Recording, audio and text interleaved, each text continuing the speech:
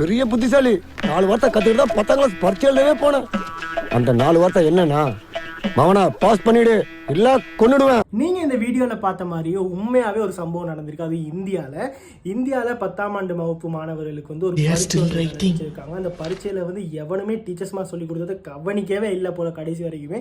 So பார்த்தீங்கன்னு சொன்னா அந்த ஒரு பரீட்சை ஒன்று நடத்தியிருக்காங்க. அந்த பாடம் இவனுங்க படித்த பாடத்தை வச்சு. ஸோ அந்த படித்த பாடத்தை வச்சு பார்த்தீங்கன்னு சொன்னால் பரீட்சை நடத்துனதுக்கு இந்த கடைசியாக வந்து எக்ஸாம் எல்லாம் முடிஞ்சு அந்த பேப்பரை வந்து கரெக்ட் பண்ணுறதுக்காக டீச்சர்ஸ் மாதிரி எடுக்கும்போது தான் அங்கே பார்த்தீங்கன்னா ஒரு மிகப்பெரிய ஷொக்கே இருந்துச்சு. கிட்டத்தட்ட ஒருத்தர் 2 பேர் இல்லைங்க, ஒரு 10-15 மாணவர்கள் செஞ்ச ஒரு விஷயந்தான் இப்போ மிகப்பெரிய ஒரு பேச்சு பொருளாக மாறி இருக்கு. அப்படின்னு பார்த்தா என்ன செஞ்சுருக்காங்க அப்படின்னு சொன்னால், எக்ஸாம் பேப்பரில் 1வது பக்கத்தில் வந்து எழுதியிருக்கான், ஒருத்தன் எழுதியிருக்கான் என்னென்னு பார்த்தீங்கன்னா, இந்த 50 ரூபாயை வச்சுக்கிட்டு உங்கள் டீ செலவுக்கு வச்சுக்கிட்டு என்னை எப்படி சரி பாஸ் பண்ண வச்சுருங்க அப்படின்னு சொல்லி ஒருத்தர் எழுதியிருக்காங்க. இன்னொரு மாணவனும் இதே மாதிரி காசை வச்சுட்டு அவர் என்ன சொல்லியிருக்காரு அப்படின்னு பார்த்தீங்கன்னு சொன்னால், என் காதல் வந்து இந்த எக்ஸாமில் பாஸ் ஆனால் மட்டும்தான் தொடரும், இல்லாட்டி தொடரவே தொடராது, என் காதல் உங்கள் கையில் தான் சார் இருக்குன்னு சொல்லி எழுதி வச்சுட்டு அதோட சேர்த்து காசையும் ஸ்டெப்லர் பண்ணி வச்சு கொடுத்துருக்கான்.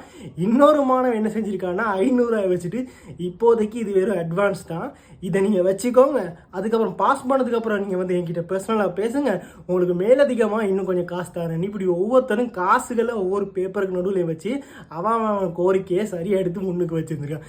இதை பார்த்தோன்னே அந்த டீச்சர்ஸ் மாருக்கு செம்ம வந்து ஒரு ஷொக்கு, காண்டு, கடுப்பு எல்லாமே. அதில் இருக்கிற பாதி பேர் இப்படி ஒரு வேலையை தான் பார்த்துருக்காங்க போல. இதனாலே அந்த டீச்சர்ஸ் மாருக்கு செம்ம காண்டாகி உடனே அவங்களோட பேரண்ட்ஸ்லேருந்து எல்லாருக்குமே சொல்லி அவர் மிகப்பெரிய சஸ்பெண்ட் ஒன்று பண்ணியிருந்திருக்காங்க.